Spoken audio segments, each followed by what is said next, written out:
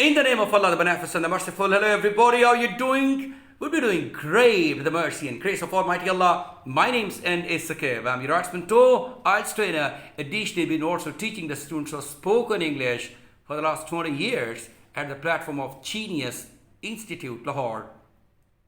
My today's lecture would be about reading subtest of the IELTS and particularly about my practical tips for cracking this job. So let's get started. As you might have noticed that there is no any unanimous opinion or advice available for handling IELTS reading subtests in particular.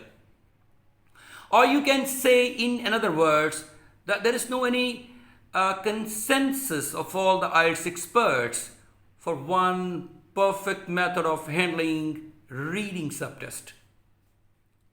If you look at the books or the websites, actually, they multiply your confusion. They have different recommendations to offer.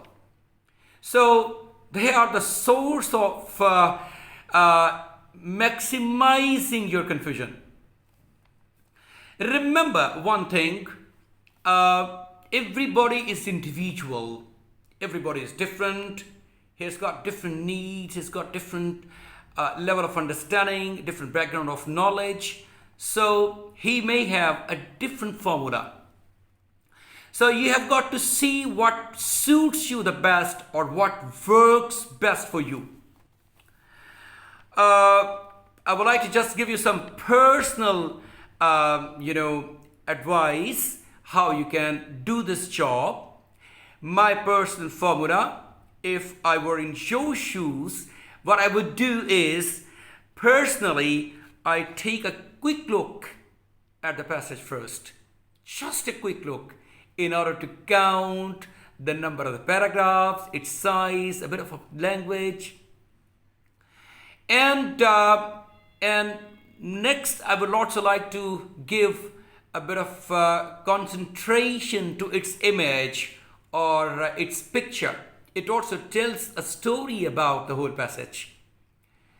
The next, I would like to just see its heading or title. It's also extremely important because it also gives you a clue what are you going through in the whole passage.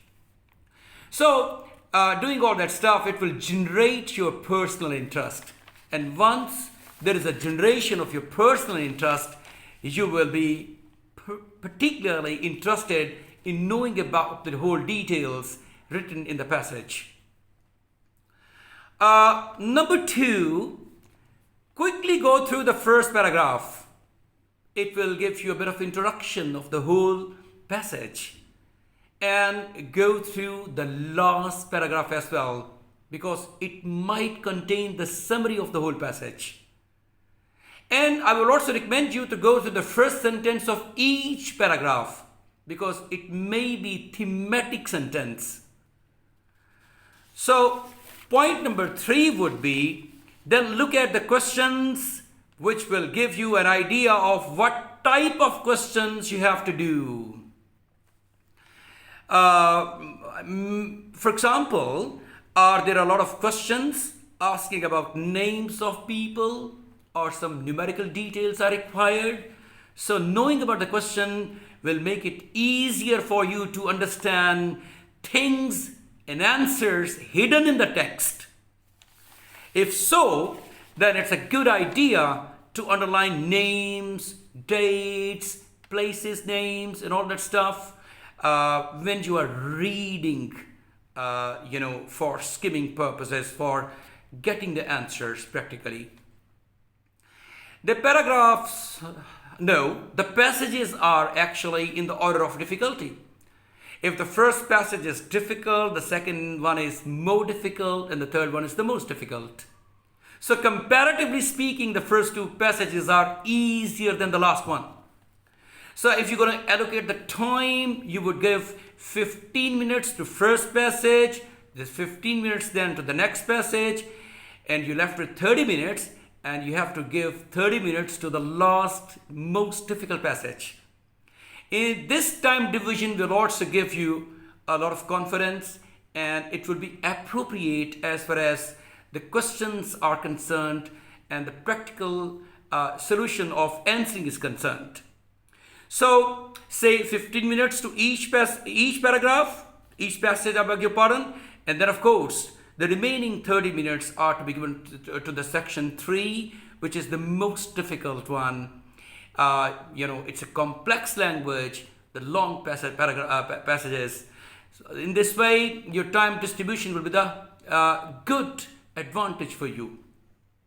This is my personal a bit of advice to all the candidates who are going to appear in IELTS and they're going to attempt IELTS reading subtest.